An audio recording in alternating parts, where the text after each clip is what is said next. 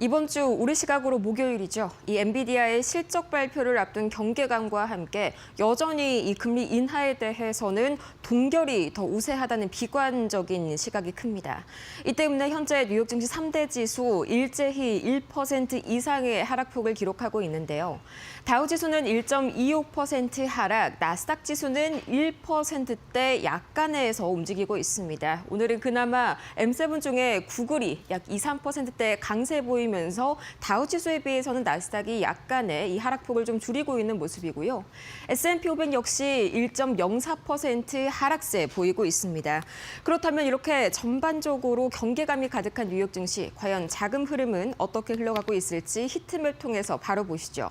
빨간불이 하락불, 그리고 이 초록불이 상승불이라는 점 참고를 해보시기 바랍니다. 오늘은 그야말로 이 M7 중에서 유독 구글만이 파랗게 이 상승불을 켜고 있습니다.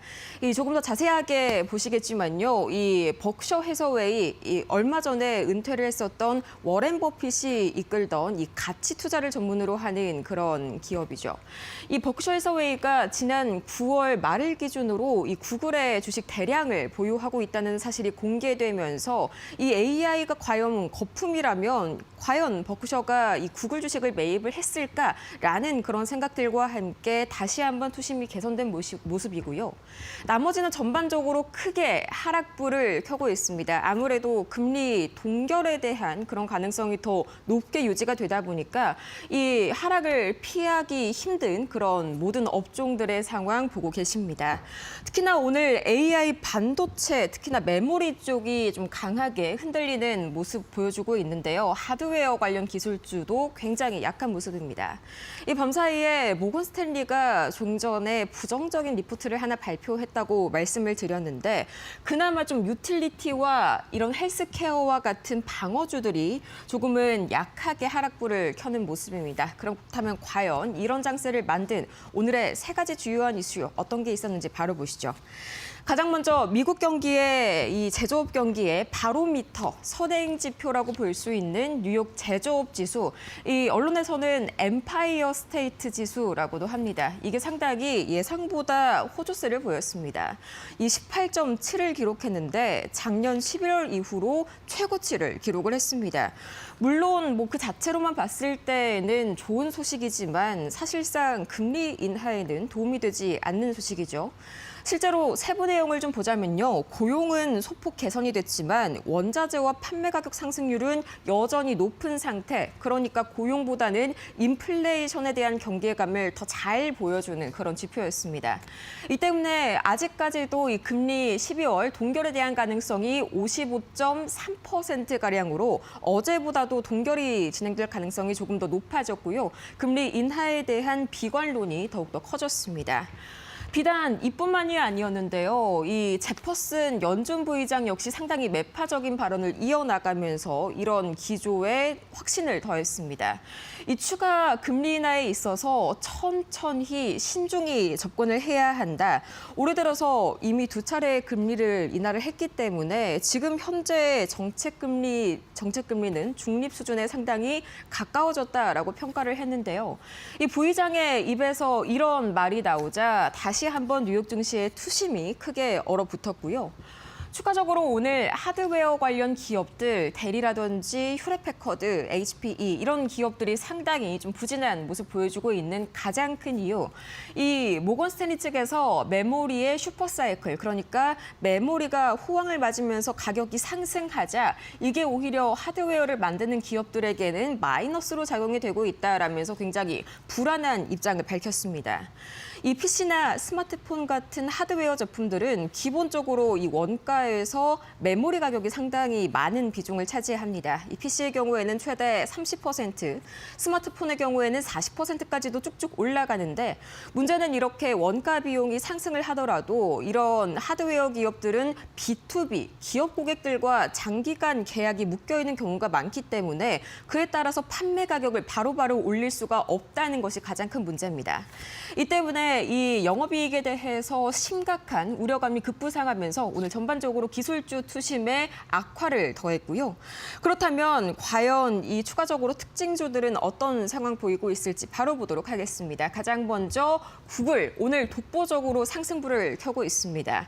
이 종전에 말씀드렸던 바와 같이 버크셔 해서웨이의 버크셔 해서웨이 그러니까 가치 투자의 귀재 워렌 버핏의 이 버크셔 해서웨이가 3분기를 기준으로 알파벳 주식을 6조 원 가량 매입하고 보유하고 있다라는 사실이 굉장히 뜨거운 감자로 어제 이 장 마감 직후부터 시장을 달궜었는데요. 이 버크셔 해서웨이의 경우에는 상당히 가치 투자 말 그대로 가치주를 중심으로 보기 때문에 이런 기술주 투자에 있어서 상당히 방어적입니다. 애플만을 지금까지는 되게 예외적으로 좀 보유를 하고 있는 그런 상황이었는데 그 목록에 구글이 다시 한번 추가가 됐다는 그 이슈만으로도 상당히 투자자들이 AI 거품론 속에서 안식을 가지게 된 구글이고요. 이어서 테슬라 역시 오늘 상당히 좋은 흐름 보여주고 있습니다. 이 장중에 최대 2%대 강세 보여주기도 했었는데 이 스티펠이 밤사이에 목표가를 대폭 상향 조정했습니다. 기존의 483달러에서 508달러가량으로 기존의 매수 의견도 그대로 유지를 했는데 이 완전 자율주행이죠. FSD와 로보택시에 대한 기대감이 앞으로 주가 상승의 동력이 될 것이다라면서 긍정적인 이유를 밝혔습니다. 반면에 메타는 오늘 계속해서 부진한 모습 이어갑니다. 이 구글과 함께 손을 잡고 진행을 했던 프로젝트인 이 홍해 인터넷 케이블 프로젝트. 이 말 그대로 홍해를 이제 가로질러서 인터넷 케이블을 설치를 한다는 건데 이게 현재 완공이 좀 연기가 되고 있다는 보도가 나왔습니다. 이 홍해 쪽에서 상당히 후티 반군의 이런 공격이 거세지면서 지정학적 리스크가 올라간 탓이고요. 구글도 같은 이슈에 엮여 있지만 오늘 워낙 강한 호재가 있다 보니 메타만이 하락세 보이고 있습니다. 그럼 이 세 가지 현재 주가 흐름 바로 확인해 보겠습니다. 알파벳 구글 3.1% 강세로 오늘 독보적인 마무리를 지었고요. 추가적으로 테슬라도 보겠습니다. 테슬라입니다. 이 정교장에서 테슬라 1%대 강세로 이 장 막판에 다시 한번 들어올리면서 마무리를 짓습니다. 노무라 증권에서 대거 또 테슬라 주식을 매입했다는 소식이 막판에 플러스 동력원이 된 것으로 보입니다. 추가적으로 메타 보도록 하겠습니다. 이 오늘 메타입니다. 1.2% 마이너스로 기록을 했고요. 추가적으로 M7 세 가지 종목 더 보도록 하겠습니다. 가장 먼저 이 엔비디아입니다. 팔란티어의 창업자죠. 이 피터 틸의 헤지 펀드인 틸 매크로가요. 엔비디아 주식 보유분을 전량 매각했다라는 소식이 밤사이에 엔비디아의 주가를 강하게 내리눌렀습니다. 거의 53만 8천 주, 우리 돈으로 따지자면은 1,500억 원 가량인데 바로 지난주였습니다. 이 소프트뱅크가 보유한 엔비디아 지분 전량을 매각했다는 소식과 더불어서 이번에는 팔란티어의 피터 틸이라니 진짜로 AI 거품론의 엔비디아가 중심에 되고 있는 것 아니냐 하는 그런 논란들이 오늘 밤사이에 불거졌고요. 이어서 아마존도 오늘 불안불안한 모습 보이고 있습니다. 이 150억 달러 규모의 회사채를 발행을 해서 자금 조달을 하겠다고 밝혔기 때문인데 사실상 현재 이 대형 기업들의 대규모 자금 집행이 상당히 의구심을 가지고 있는 상황에서 이러한 소식은 오히려 불안감을 키우는 요소로 작용이 됐고요. 또 마이크로소프트도 오늘 약세 보이고 있습니다. 유럽연합이 계속해서 발목을 잡고 있는데 이 비단 마이크로소프트의 애저뿐만 아니라 이 아마존의 AWS 그리고 추가적으로 계속해서 이 관련 빅테크들의 발목을 잡고 있습니다. 이 DMA 그러니까 디지털 시장법을 어겼는지 과연 그 규제 대상에 이 기업들을 포함시킬 것인지 조사에 착수하겠다는 건데 이미 애플과 메타는 DMA 유럽연합의 이 규제 하에서 상당히 많은 의무 사항과 또 위약금을 떠안은 바가 있죠. 이 때문에 현재 약세 보이고 있는 마이크로소프트 그렇다면 이 세 가지의 현재 주가 흐름 바로 체크해 보겠습니다. 엔비디아는 1.85% 거의 2%대에 가까운 그런 하락세를 보였는데요. 장 막판 들어서 약간의 매수세가 몰렸긴 했지만은 그래도 이 큰 급락을 피하지 못했습니다. 이어서 추가적으로 보겠습니다. 아마존도 0.78% 하락으로 마쳤고요. 또 이어서 다음 마이크로소프트도 0.53%, M7 종목들이 두 종목을 제외하고서는 거의 0.5에서 많게는 2%대 약세 보였습니다. 추가적으로 세 가지의 종목 더 보도록 할 텐데요. 첫 번째는 델입니다. 제가 좀 전에 말씀드렸었던 모건 스탠리 이슈의 한 중심에 서 있는 그런 기업인데 델과 HP 그리고 HPE와 같은 기업들이 오늘 이 소식에 굉장히 강하게 흔들렸습니다. 이 모건 스탠리가 이렇게 메모리 가격의 상승이 하드웨어 기업들의 마진에 상당히 부정적인 영향을 미칠 것이다라고 보고서를 내놓으면서 델에 대한 이런 투자 의견을 비중 확대해서 축소로 무려 2단계나 갑작스럽게 하향 조정했고요. 이 내년 하드웨어 마진을 압박할 것이다라는 분석과 더불어서 목표가를 144달러에서 110달러로 상당히 또 낮췄습니다. 전거래일 종가에 비하면 거의 18%의 이 하락 여력이 있는 그런 상황이고요. 반면에 밤사이에 리튬주들은 일제히 좋은 흐름 보였습니다. 리튬 아메리카도 급상승을 보였고 또 엘버말도 상당히 견조한 흐름을 보였는데 이 밤사이에 중국의 리튬 기업 간펑 리튬의 CEO가 내년 2026년에 리튬 수요가 약 30% 증가할 것이라는 전망을 내놓은 점이 상당히 긍정적인 촉매로 작용했습니다.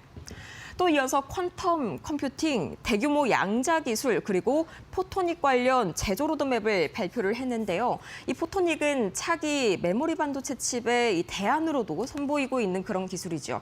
이 때문에 다시 한번 큰 기대감 안고 움직인 퀀텀 컴퓨팅 세 가지 종가 상황도 확인해 보도록 하겠습니다. 델 컴퓨터 거의 8%에 가까운 급락세를 시현했고요. 추가적으로 이 리튬 아메리카 보도록 하겠습니다. 7.5% 급등세로 장을 마쳤습니다. 이어서 퀀텀 컴퓨팅 보도록 할 텐데요. 최근 들어서 상당히 흔들림이 심했었던 이 양자 컴퓨팅주들, 오늘은 퀀텀 컴퓨팅의 약 8%대 강세하에 전반적으로 좋은 분위기 형성했습니다. 이제 6가지의 매크로 지표 흐름 바로 보도록 할 텐데요. 가장 먼저 국제 유가입니다. 0.53% 하락하면서 60달러 선을 여전히 하회하고 있는 국제 유가. 이 밤사이에 우크라이나의 공격을 받아서 이 선적이 중단됐었던 러시아의 노보로시스크 항구, 이게 다시 한번 원유 선적을 재개하면서 단기적인 공급 우려가 완화됐기 때문이고요. 원달러 환율은 다시 한번 15원 가까이 오르면서 1,462원 돌파했습니다. 굉장히 부담스러운 구간이죠. 이 최근에 강달러 현상도 현상이지만요. 이게 더더욱 원달러 환율의 상승을 부추기고 있습니다. 이 최근 우리 수출 기업들이 이 벌어들인 달러를 우리 돈으로 바꾸는 시점을 최대한 뒤로 미루는 이른바 레깅 전략을 확대하고 있기 때문이다라는 분석까지 나왔는데요. 이 금리 인하에 대한 기대감이 약화되면서 강달러 전망, 그러니까 원달러 환율이 증가할 것이라는 전망이 강해졌고요. 이 때문에 기업들이 보유한 달러를 내놓지 않고 있다가 최대한 조금 더 환율이 올랐을 때 팔려고 하는 그것이 이 원화의 평가 절하를 더욱더 가속화시키고 있습니다. 비트코인 가격은 2.8% 어느덧 이 9만 달러 중반대가 무너지고 말았습니다. 10월 달에 이 12만 6천 달러 고점 대비해서 거의 시가총액이 6천억 원 가까이 증발하고 말았는데요. 이 최근의 급락 이유에 대해서 물론 이 지난달에 대규모 청산 사태가 주요한 원인이었지만 그 이후로도 4년을 주기로 하는 반감기 사이클이 예상보다 더 일찍 도래했다라는 분석까지 나오고 있는 비트코인입니다. 물론 이 12월 금리 인하 가능성이 옅어졌다는 점도 상당 부분 큰 요소로 작용이 되고 있고요. 금 가격 역시 1.75% 3일 연속 하락하고 있습니다. 이 금리 인하 기대감이 마찬가지로 약화됐기 때문인데 금은 배당도 주지 않고 이자도 주지 않죠. 그렇기 때문에 시중금리가 계속해서 높은 상태를 유지한다면 이 금보다는 이자를 주는 이런 채권이나 예금 자산이 더 매력적이기 때문이고요. 미국채 10년물과 미국채 2년물은 이 전일에 강세장을 보이다가 약간은 현재 소폭 되돌림 보여주고 있는 상황입니다. 그렇게까지 유의미한 변동성은 아니고요. 이어서 3대지수 과연 어떻게 오늘 시장 마무리했는지 마지막으로 체크해 보겠습니다. 가장 먼저 다우지수 1% 이상 하락으로 시장을 마무리를 지었고요. 이 나스닥 지수는 0.84%, 이 지난 거의 한 20분간에 약간은 조금 1%대 하락에서 말아 올린 모습입니다. 마지막으로 S&P 500 역시 0.92%, 3대 지수가 나란히 약 1%에 가까운 하락세로 오늘 마무리를 지었습니다. 지금까지 뉴욕 증시 마감 상황 봤습니다.